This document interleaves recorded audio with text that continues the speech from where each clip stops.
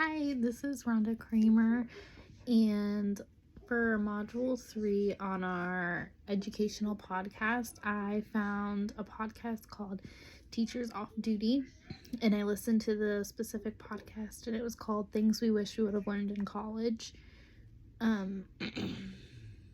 So with this podcast, it was a group of 4 different people who are all teachers, and they were just talking about the different things that they felt like would have been beneficial to learn during their college years. And I thought they had really valid points.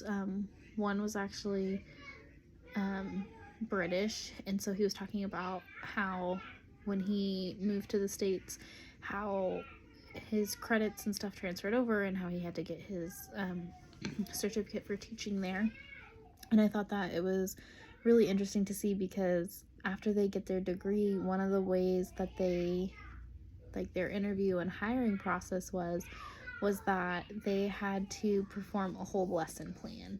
And I thought that was so interesting because I currently work for our school district, and like last year I didn't know the principal that I was working for.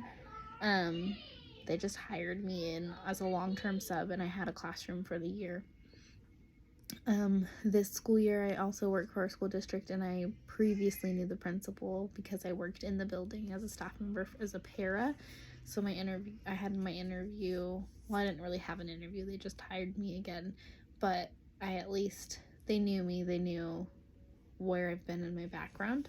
So I thought that was very interesting to hear on there.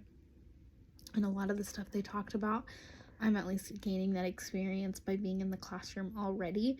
So it was pretty interesting to hear throughout the podcast, and I thought they had really great ideas.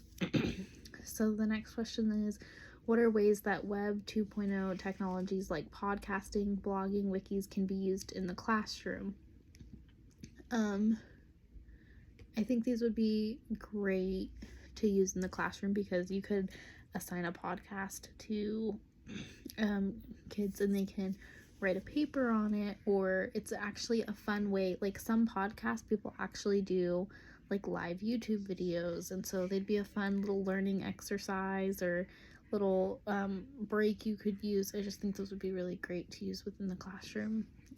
And working on Prezi for my PowerPoint I did was a little bit harder than what I remember. I know I used it in high school and I thought it was super easy. I had to watch the video. I was kind of struggling at first, but overall I personally prefer PowerPoint just because it's something I use, but Prezi is something I would definitely use again in the future.